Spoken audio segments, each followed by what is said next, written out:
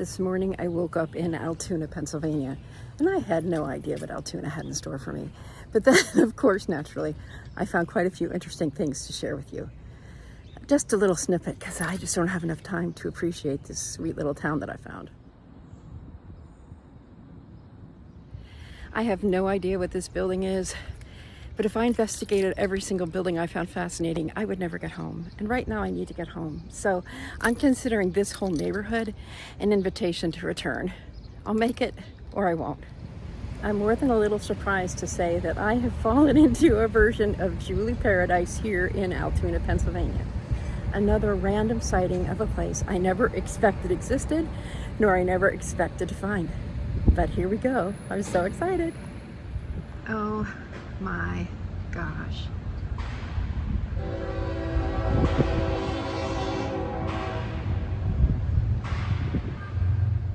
Altoona was quite a boom town. It had the governor's meeting here in 1862, where Lincoln was trying to rally the governors to be approving of what he was doing in the country. And there were all kinds of things you find in boom towns. And I see here, look, Babe Ruth and Satchel Paige. Let's see what it has to say about them. So Babe Ruth and Satchel Paige both played baseball in Altoona. And in fact, they still have a minor league team there called the Curve, named after the famous Horseshoe Curve, which is a National Historic Landmark there in Altoona. So why Altoona? We learned that geography is destiny. It's in the perfect place in western Pennsylvania. It's actually seen as the beginning of western Pennsylvania and has quite a bit of mountainous range there. There's debate as to how Altoona got its name. Altoona, as it says in the sign, is a Cherokee word meaning highlands of great worth. That's kind of weird. There's no Cherokees in Pennsylvania. That's because people who came here to work were from Georgia and they brought the word with them. I don't have time to see all there is to see here today, but man, what a great place. I'm taking the elevator up to the 3rd floor because they have a lot of exhibits up there.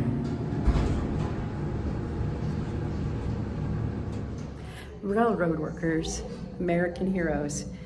One of the connections that I have with railroads is that my grandfather worked for the railroad along with all of his male siblings, and he was the youngest, and they did not want him to work for the railroad because railroads were dangerous work. Here in Altoona, they were making the steam engines and working on the railroad to build. And what an amazing place this is. I wish I could stay longer. I'll have to come back. Believed that he was performing a valuable service not only for his company, but a valuable service for the country. The unveiling of the station represented the culmination of an unprecedented engineering project. The building of 16 miles of underground tunnels. 7 miles were under the Hudson and East Rivers, two of the busiest and most geologically complex waterways in the world. For those of you who are interested in the railroad, I cannot imagine a better place to come to. This has so much information about the history of railroading, the history of building rail lines, the social history behind it, which is always my favorite. And right now there's a PBS movie going on in the other room about building subways. They also talk about private enterprise and how that helped to build such an important part of American history and infrastructure. It is just almost too fascinating for words for me to come up with as we go along. Maybe this is where I get my penchant for timeliness. There's a trainman's watch. Look at that. Yesterday when I was riding the scenic train, they call themselves trainmen, people who are telling us about the train ride and the area and the history. And I didn't know that was a real term. The railroad men who took care of the trains were so significant, and I've never really given them much of a thought until today. The sign right here talks about how in the 1933 Chicago World's Fair, there were lots of dioramas made, which I'll show you in a moment, that talked about railroads, credited railroads with transforming America in a time of industrial progress. And that's a huge part of the Rust Belt. So I'm so thrilled that I got to come here as I'm starting out that adventure. So here we go. We're going to go on a tour of dioramas.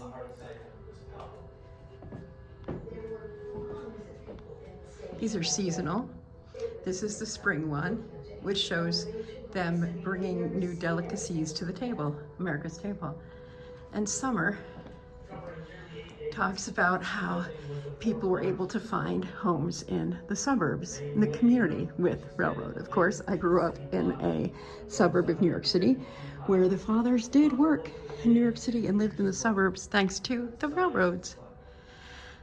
In the fall, the railroad provided the supplies for the Industrial Revolution. Do you see how the landscape changes? It's so fascinating. And then here's the city grows in winter. Now this type of art really reminds me of my childhood books about railroads. This is up above.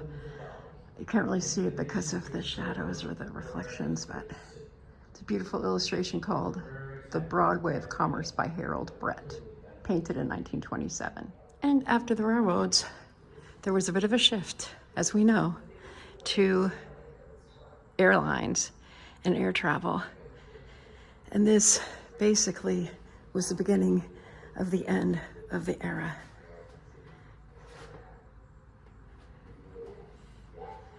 Diesel and electric overcame steam, and a new way of life was to be found. And this room is a lot about how the women played a role in the railroading history. Isn't this fun?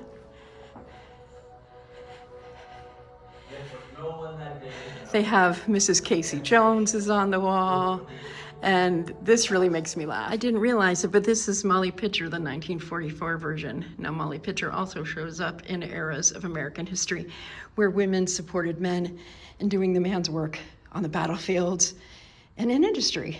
I had never thought of that before. Covering nearly 8 acres, the building was the 4th largest in the world. The main waiting room, which extended the length of 2 city blocks and rose 150 feet high, a private investment that would clearly benefit the public. Cassatt believed that he was performing a valuable service not only for his company, but a valuable service for the country. The unveiling of the station represented the culmination of an unprecedented engineering project. I just watched an incredible film, very short film about Penn Station and in New York City.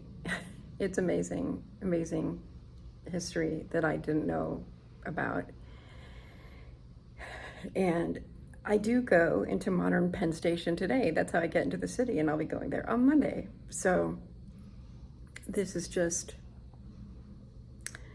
museum is definitely worth a trip. So if you're going through Pennsylvania, please stop in Altoona and visit this incredible railroad museum, or even make a trip just to see it. Thank you so much for being with us for this visit of the Memorial Railroaders Museum in Altoona. Take a moment to subscribe and watch these other videos too.